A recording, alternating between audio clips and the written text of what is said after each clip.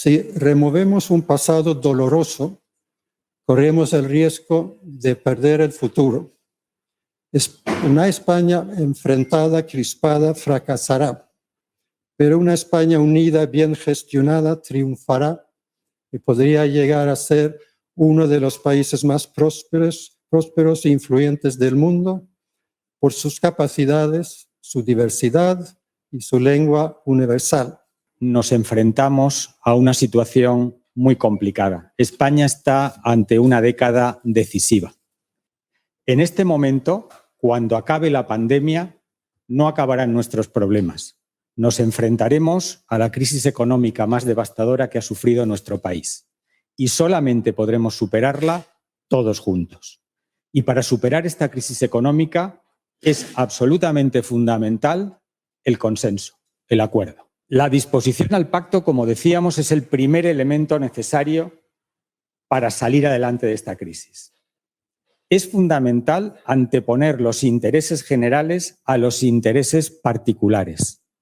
En este momento vemos cómo partidos políticos miden sus fuerzas de cara a las próximas elecciones y los ciudadanos nos sentimos perdidos. Sentimos que nuestros intereses, los intereses de los ciudadanos, los intereses de los votantes, son intereses subsidiarios a los intereses de los políticos. Tenemos que hacer un llamamiento para invertir esa situación. Los políticos tienen que ocuparse de los ciudadanos y permitir a través del pacto un modelo de crecimiento integrador. Y para ello la gestión es fundamental. Debemos gestionar bien los recursos y debemos gestionar los recursos dejando de un lado la ideología. Lo importante son los ciudadanos, su futuro, el futuro de los jóvenes. En primer lugar, tenemos que reformar el mercado laboral. Debería ser la reforma laboral el gran pacto social que se lleve a cabo en España en primer lugar, sin mirar atrás, mirando al futuro. Reformando para construir, para crear empleo, para solucionar los problemas de los jóvenes. Por primera vez, en lugar de dar prioridad a los problemas o a las reivindicaciones de los que trabajan, deberíamos fijarnos en los que no trabajan, los que están fuera del mercado laboral. Ahí deberíamos centrar nuestra prioridad. Para reformar el mercado laboral hace falta concentrar en unos pocos el número de contratos laborales, asumir situaciones de indemnización por despido similares a las de los países que funcionan bien en la Unión Europea, hacer un esfuerzo enorme en formación, sobre todo en formación profesional dual, y, en definitiva, garantizar las bases para la empleabilidad de nuestros jóvenes. El tema de las pensiones, después del empleo, es el segundo problema más importante que tiene que afrontar nuestro país. La generación de los 60, la generación a la que yo pertenezco, se jubilará próximamente y nuestro sistema de reparto no será capaz de sostener esa carga.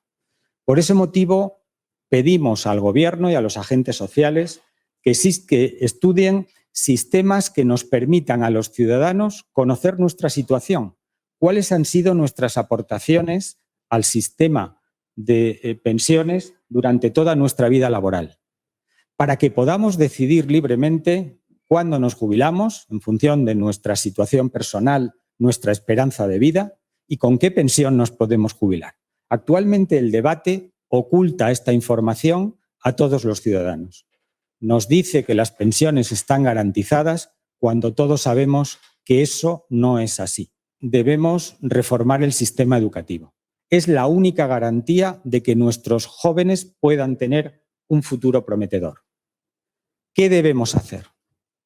En España, un 35% de los jóvenes abandona su formación con la ESO o con bachillerato. En Alemania eso sucede solamente con un 20% de los ciudadanos. En España tenemos solamente un 24% de personas con formación profesional. En Alemania, un 50%. El número de personas que acceden a estudios universitarios es aproximadamente el mismo, pero al no tener suficiente número de personas formadas técnicamente, los universitarios están infrautilizados. Están siendo utilizados para trabajos que no les corresponden. La formación dual es el eje fundamental de la reforma de nuestro sistema educativo, porque en la preparación de las personas para acometer trabajos técnicos y trabajos concretos reside la capacidad de nuestra economía para crear empleo. Y en la universidad debemos adaptar la oferta universitaria a la demanda real de trabajo. No podemos tener un exceso de universitarios formados para no poder trabajar en el mercado laboral. La contribución fiscal que hagamos los españoles será una contribución fiscal de todos. No podemos confundir a la opinión pública. Los recursos que necesita nuestra economía vendrán de todos los ciudadanos, no solo de los ricos. Y el esfuerzo debe ser compartido y debe ser centrado en su objetivo último: aumentar la recaudación, pero con prudencia y con equilibrio. Porque aumentar la recaudación más allá de las capacidades propias de la economía reducirá la capacidad de crecimiento de la economía. Lo importante es crecer y generar empleo. Los ciudadanos queremos unas administraciones públicas al servicio de los ciudadanos, que minimicen el gasto en administración y maximicen el gasto en prestaciones y en políticas sociales. No pagamos impuestos para sostener a los empleados públicos. Los empleados públicos tienen que trabajar al servicio de los ciudadanos y los recursos deben concentrarse en el servicio a los ciudadanos. Debemos promover una mayor implicación de la sociedad civil en este compromiso. Por eso estamos hoy aquí, defendiendo el consenso. Alguien o algo en los que muchas personas no creen, pero absolutamente necesario para llevar a cabo las reformas que son imprescindibles y, sobre todo, para que sean posibles y duraderas. Si acometemos las reformas necesarias solo con el acuerdo de unos pocos, las reformas no serán duraderas. Nos enfrentamos a una década decisiva y necesitamos hacerlo con un consenso amplio. Salimos de una pandemia y entramos en una gravísima crisis económica. Que los abrazos que nos podamos dar no solo sean en el ámbito personal, sino lo sean también en el ámbito político.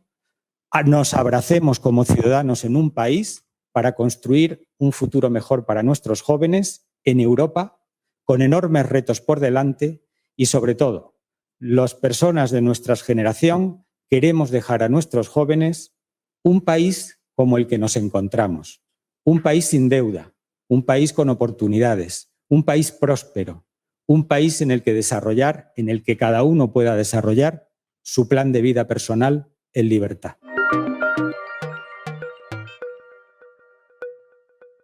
Has planteado algunos temas que son muy interesantes. Este futuro inmediato sobre el que nos estamos cuestionando ahora mismo todos los españoles, todos los europeos y todos los ciudadanos del mundo. Esta es la verdad. Y yo quiero invitar a los colaboradores que tenemos aquí, gente muy importante y que sabe mucho no sabe mucho del futuro, porque del futuro no sabemos nadie nada, pero lo ha cuestionado muchas veces. Hay gente que se están cuestionando permanentemente hacia dónde vamos y de una manera, además, lo suficientemente crítica como para que esto resulte pues muy apasionante. Y creo que también tiene un elevado componente generacional, por eso me parece relevante la edad y me parece relevante que a una persona que ya pasa de los 40 años se la siga considerando joven en este país. Creo que eso dice más de quienes me consideran joven que de los años que tengo. Y lo digo por la importancia y el dramatismo que tiene ese casi 40% de paro que tiene el paro juvenil en España y el enorme reto que supone para construir un país de futuro, para que las personas que van a tener que construir este país, no ya en 2050, sino en 2030, puedan empezar a desarrollarse profesionalmente ya. Sin duda, comparto que ese es uno de los mayores desafíos que tenemos y para esa generación es para la que la incertidumbre empieza a ser inasumible. Han desaparecido, por ejemplo, la certidumbre del mercado laboral, el fin del trabajo para toda la vida, el fin del trabajo tal y como lo conocíamos. Desaparece incluso la certeza de si llegaremos a cobrar una pensión, los que estamos en edad de vacunarnos. Y eso dice poco del mundo que tenemos, de la viabilidad del mundo que tenemos hoy en día y sin duda hacen falta muchas reformas para ello. Otro de los asuntos o las perspectivas con las que yo estoy muy de acuerdo es centrarnos en la próxima década. Yo creo que los próximos 10 años son los definitivos, es los que puede definir que nuestro país ya no sé si se convierta en una gran potencia mundial, pero por lo menos que no pierda el nivel y el puesto que teníamos hace unos cuantos años, ¿no? Y ninguno sabemos, la verdad, qué es lo que va a ocurrir después de los próximos 10 años. Hay una serie de cambios fundamentales que están ocurriendo ahora mismo en el mundo. Yo estoy convencida de que en los próximos meses vamos a tener la sensación de que se abre el telón del COVID y hemos quedado todos reposicionados, todos los distintos países, también la Unión Europea, en un sitio distinto de donde estábamos antes, y creo que esa orientación de una década es efectivamente la adecuada. Me parece que es muy importante que tengamos en cuenta, como se dice aquí, y estoy plenamente de acuerdo, que esta vez es diferente. Tenemos una oportunidad increíble. España aprovechó oportunidades históricas cuando ha habido una concatenación, una confluencia de voluntad de reforma interna, oportunidades internacionales y una serie de incentivos muy alineados. El Plan de Estabilidad del 59 es un caso claro. Fracasamos en los 70 porque no hicimos las reformas. Volvimos a engancharnos en los 80 con el incentivo de la adhesión a la Unión Europea. Volvimos a engancharnos con el objetivo de adhesión a la Unión Económica y Monetaria a partir del 96 a las reformas. En el 2008 creo que hicimos reformas incompletas y probablemente no suficientes. Y ahora tenemos esa oportunidad. Aprendamos de cuándo hemos sabido virtuosamente conciliar estos factores y cuándo los hemos desgraciadamente desaprovechado, porque ya desaprovechamos una época de reformas en los 70, no las hicimos, y luego el coste de la crisis es muy importante, y nuestros problemas de mercado laboral vienen casi todavía de lo que no hicimos en los 70 y en los 80, muchísimas cosas en ese sentido, ¿no? España es una democracia joven y una democracia joven está más expuesta a las tentaciones. Incluso democracias consolidadas, hemos visto, democracias incluso que se presumen de antiguas como la francesa, que también ellos tienen a veces riesgos de hacer ofertas iliberales que resultan muy atractivas para una sociedad mayoritariamente culta como es la francesa. Por eso a veces pienso que dos de los grandes, como diría yo, andaderas que la democracia española ha tenido han sido la Constitución y la Unión Europea. Me pregunto no ya qué hubiera sido España sin la Constitución de 1978, sino qué hubiera sido España sin su ingreso en la Unión Europea en los últimos 20 o 30 años, y la respuesta es, hubiera sido, a mi juicio, una historia claramente diferente y claramente peor. Hay que pasar de una economía que más o menos es clientelar, que es por lo que la solución suele ser pues, el máximo de la economía clientelar, que es crear funcionarios, ¿no?, a intentar fomentar la iniciativa privada, de que el gobierno esté intentando controlar con reglamentación esa iniciativa privada a que la intente fomentar, ¿no?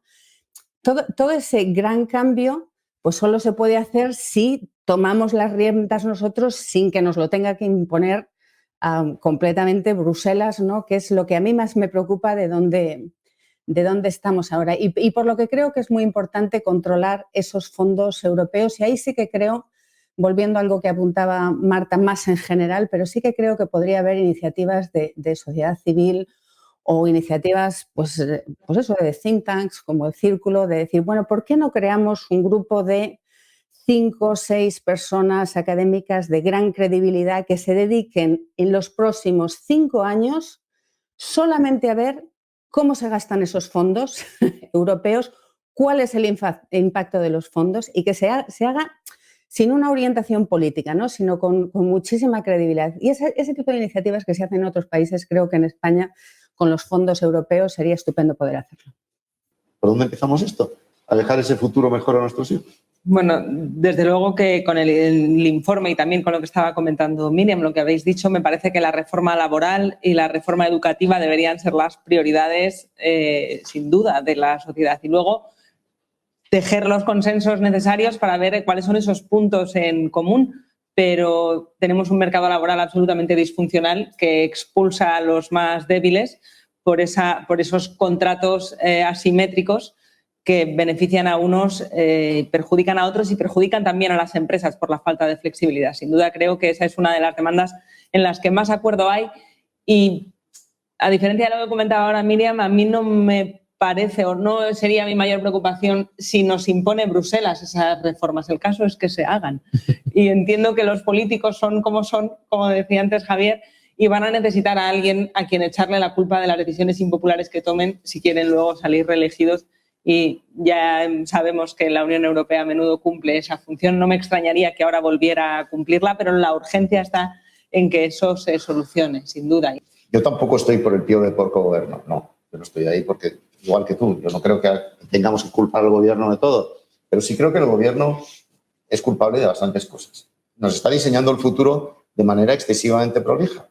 Es decir, resulta que en el año 2050 comeremos menos carne, en el año que viene estaremos planchando todos a las 2 de la mañana y poniendo la lavadora a las 2 de la mañana para gozo del vecino seguro.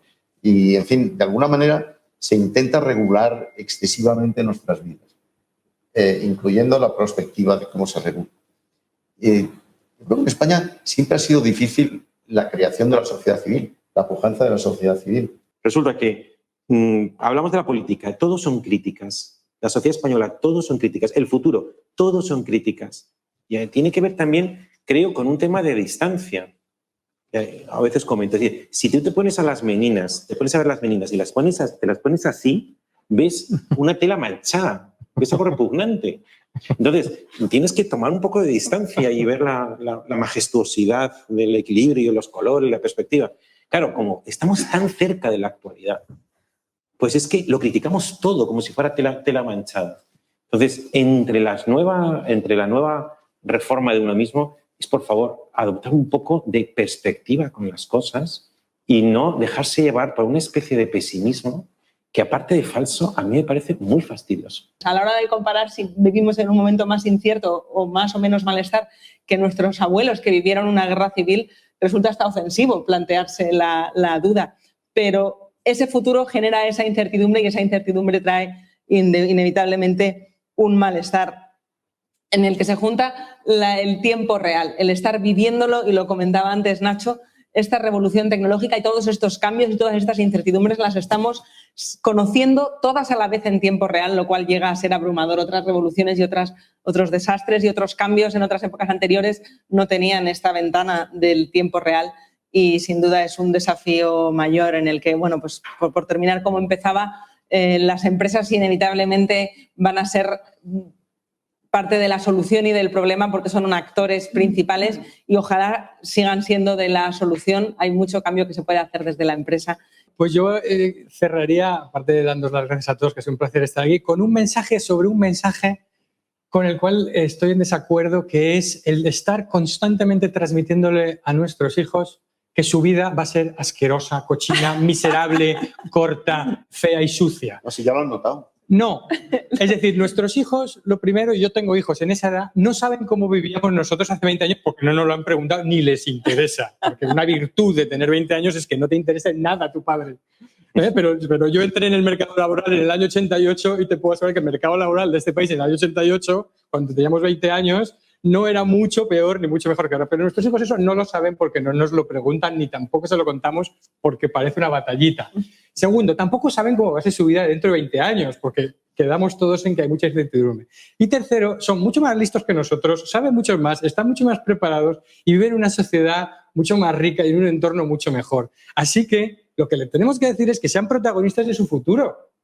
Y que si eso incluye darnos una patada a nosotros, pues que lo hagan si tienen que hacerlo, si se tienen que rebelar. Pero no les digamos, chico, déjalo, que da igual. Eso no lo porque eso nadie, no. Estamos justo haciendo lo contrario. Empoderémosles y aunque sea a costa nuestro, no pasa nada. Pero tengamos un mensaje porque yo creo que tienen un futuro, son la generación educada en libertad, con mayor conocimiento, moralmente también. Así que mucho ánimo.